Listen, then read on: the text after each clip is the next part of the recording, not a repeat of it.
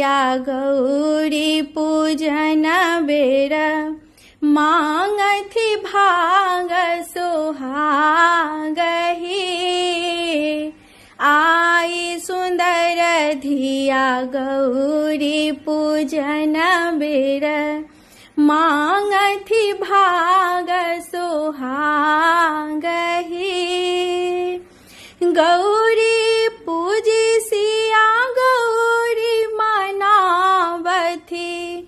गौरी पूजिसिया गौरी मनावथि।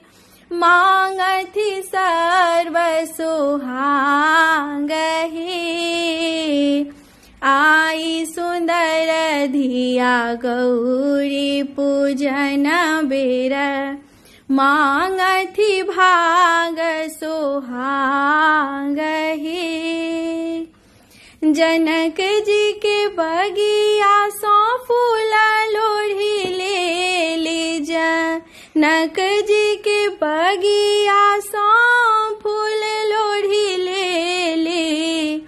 गेंदा अड़हुल भर मारहे। गेंदा अड़हुल भर मारहे।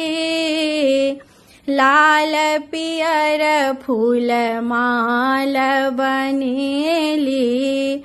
माल बनेली गुलाब हे। आई सुंदर धिया गौरी पूजन बेर मांगथि भाग सुहागहि। गंगा गेली नीर भरि लेली। जमुना गेली नीर भरि लेली। सरजुग जल गगरी भरी हे। सरजुग जल गगरी भरी हे। रुन झुन झुन के लगेली। अचरे लाल पियर हे। रुन झुन के लगेली। अचरे लाल पियर हे। तीन ही रंग सिया सिनुर लायेली। तीन ही रंग सिया सिनुर लायेली। लाल पीपा अचीन हे। लाल पीपा अचीन हे। गौरी पूजिसिया सिंदूर मांगथि। मांगथि जन्म यही बात हे। गौरी पूजिसिया सिंदूर मांगथि। मांगथि जन्म यही बात हे। गौरी पूजिसिया गौरी मनावथि। गौरी पूजिसिया गौरी मनावथि। मांगथि सर्व सुहागहि।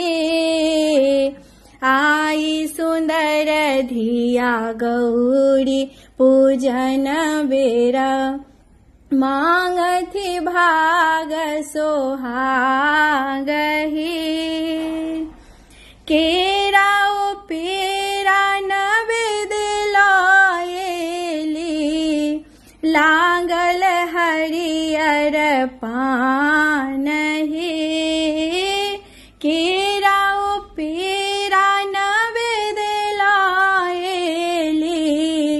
लागल हरियर पान हे। गौरी पूजिसिया आचर ओरली। मांगल जन्म ही बात हे। गौरी पूजी सिया आचर ओरली मांगली पुत्र अपारही गौरी पूजी सिया गौरी मनावथी गौरी पूजी सिया गौरी मनावथी मांगथी सर्व सोहागही मांगथी सर्व सोहागही आई सुंदर धिया गौरी पूजन बेर मांगथी भाग सोहागही